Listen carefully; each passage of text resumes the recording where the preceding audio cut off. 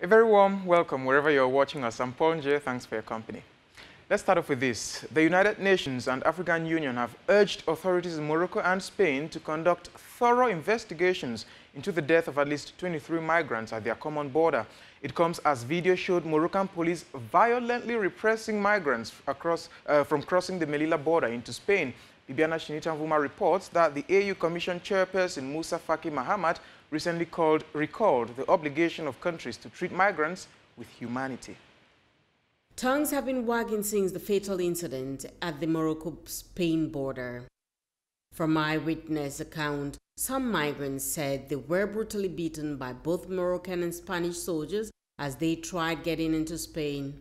From the brutality described thereof, the United Nations have been very bitter and has urged sanctions upon investigations. In the same light, the head of the African Union Commission, Musa Faki Mahamat, has called on in-depth investigation while denouncing the treatment meted on these migrants. He made it clear that these migrants may be illegal, but still humans with rights which need to be respected. Some of them claim that from what they saw, the number of deaths surpasses the official number given by the authorities. They demand the right to know the whereabouts of the victims so as to transfer the message to their friends and families. This border has been very famous for such attacks, but this one tops the chart in terms of brutality, according to many. In Tunisia, former Prime Minister Hamadi Jebali still remains under investigation despite his recent release from jail. A judge ordered him to appear before the anti-terrorist unit of Tunis on July 20th as he faces money laundering charges. Baseni Banene Etombo now takes us back to the moment when the ex-Prime Minister regained his freedom. Exactly 4 days after his arrest by the Tunisian courts, the former Prime Minister Hamadi Jebali has been released after being rushed to the hospital following a hunger strike to protest his incarceration. Though the judge ordered on Monday his liberation, he is called to appear on July 20 for hearing in connection with an investigation into alleged money laundering and terrorism financing case. Jebali was arrested in the city of Sousse and transferred to the capital, Tunis. He has denied all wrongdoings, accusing President Kais Saied of carrying out a politically motivated arrest on him. Jebali belongs to the Ennahda Islamist Party, which held the majority of seats in parliament until President Kais Saied abolished it and assumed executive control of Tunisia last year. In 1981, the former prime minister became involved with Tunisia's Islamist movement, then called Movement of the Islamist Tendency. He served as long-term member of the party's executive council and remains Secretary General of the Ennahda. All they wanted was to joyfully celebrate the baptism of their loved ones. Unfortunately, that event would be their last. That's the tragic story of 8 civilians in Sandiaga in eastern Burkina Faso who were killed by suspected jihadists. It remains unclear what triggered the attack, but incidents like this have been common in Burkina Faso. Subiru Madina reports. A security source on Tuesday confirmed the killing of 8 civilians in Sandiaga, a town in the eastern province of Kulpelogo, Burkina Faso. This was during an attack as victims were attending a baptism ceremony. Armed individuals burst into the scene at around 9 a.m., shooting several people. Local sources confirmed that the attack was carried out by suspected jihadists. Reports say 2 other deadly incidents also took place on Sunday in Bulunga and Alga, 2 localities in the northern province of Bam, according to another security source. The source added that a military operation against armed groups in the Diakadougou and Lolonyoro forest in the northeastern province of Buguriba had resulted in the dismantling of 3 terrorist bases and neutralization of around 20 jihadists.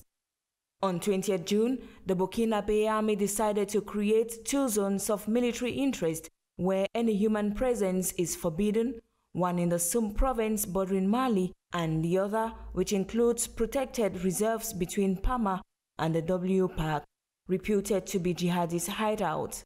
It has given a 14-day deadline for people to leave these areas where major air and ground offensive operations will be carried out. However, The United States has announced that it will launch a new campaign to combat terrorism, according to a report released on Tuesday by the U.S. Department of Homeland Security. Such a tragic story from Burkina Faso. But let's talk about another attack, this time in Cameroon. 3 gendarme officers are currently receiving treatment in Bafoussam in the West region after sustaining injuries during a heavy exchange of firepower with armed separatists from the northwest. The secessionist fighters launched an attack at the Babadoo Gendarmerie Brigade, but it was repelled by security forces. As you'll hear in this report, several suspected separatist fighters have been arrested in the West region of Cameroon. A contingent of gendarme officers deployed to Babadoo in the West region after gunfire exchanges with separatist fighters from the neighboring northwest. On the night of June 27th to 28th, armed secessionists stormed Babadoo in the Bamboutus division and attacked the local gendarmerie brigade. However, they met with stiff resistance from gendarmes there. That attack by the separatists left 3 gendarmes injured. West Regional Governor Awafonka Augustine rushed to the Bafoussam Regional Hospital to encourage the injured officers. Even though it's not clear how many separatists sustained injuries, some suspects were arrested. Governor Awafonka Augustine praised local vigilante committees for tipping security forces with intelligence to appropriately respond to the attackers. He also thanked the population for their collaboration. We want to sincerely thank the population of Babadoo, and especially the Vigilant Committee for the role they played, because the Vigilant Committee played a very active role, and they gave vital information about the movement of these terrorists, and that's what guided the gendarmes to take position and to be able to face the assailants. Attacks in the West region by separatists from the neighboring northwest have been common lately. But if there's one thing authorities in the West are ready to do, it's to double vigilance and fend off any such raids. Still in Cameroon, the military has accused separatist fighters of killing 32 civilians in Akwaya in the southwest region. In a statement, the spokesperson of the Army, Navy Captain Cyril Saint-Jatongfak, said the armed men stormed Balin, disrupted a funeral ceremony and shot at people indiscriminately.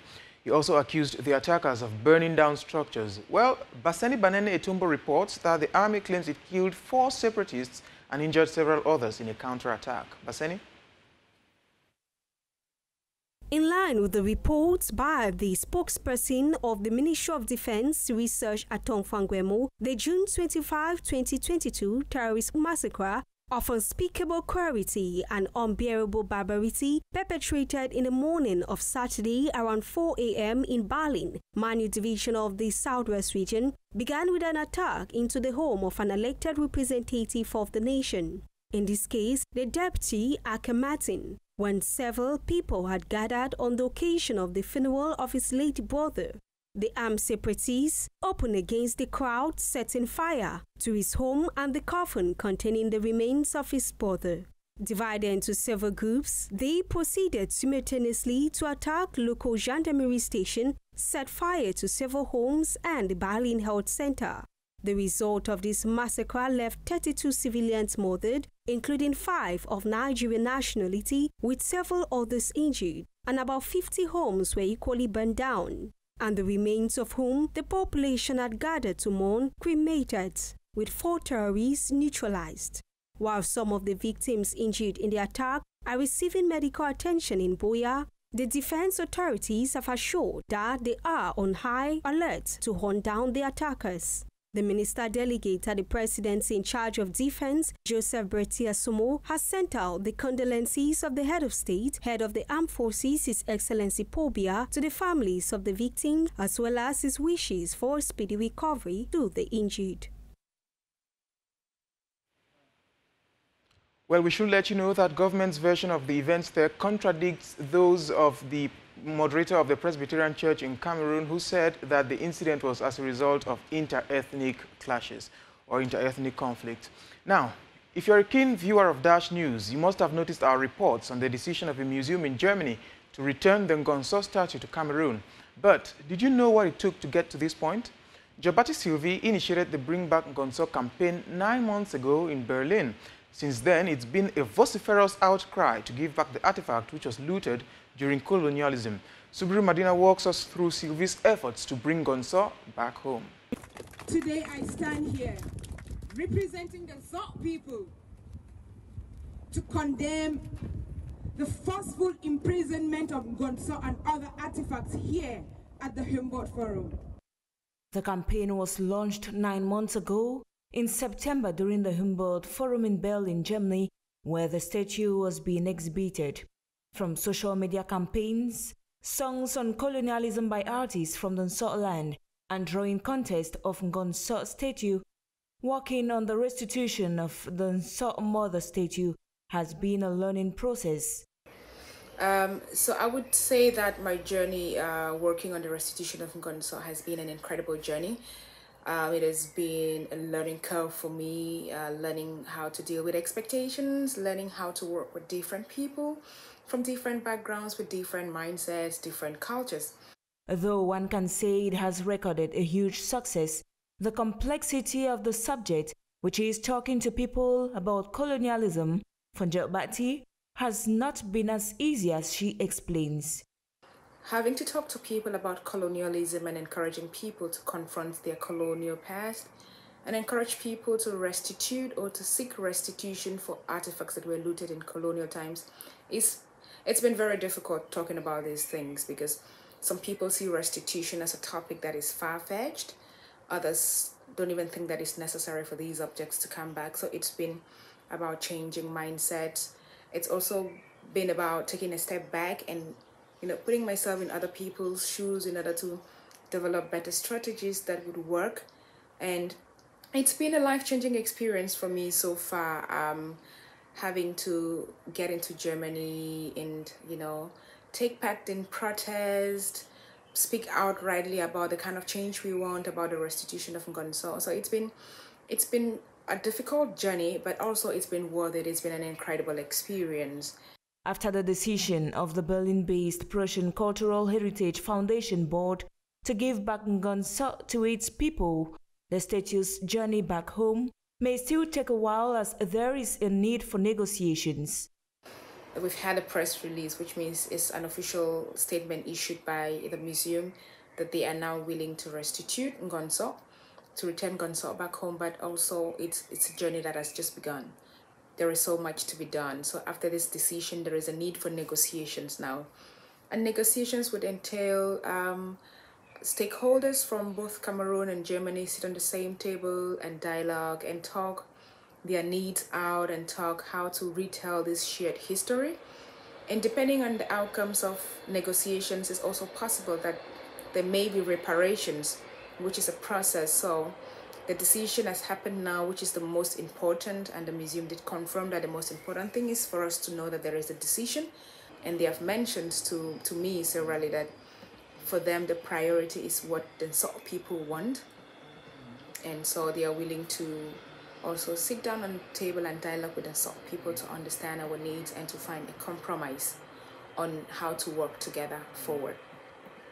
The announcement of the restitution of the Gonzo statue comes 1 month after Prime Minister Joseph Dion made a call to return art objects taken during colonial era, as he called on stakeholders to accelerate efforts aimed at ensuring the repatriation of Cameroonian art.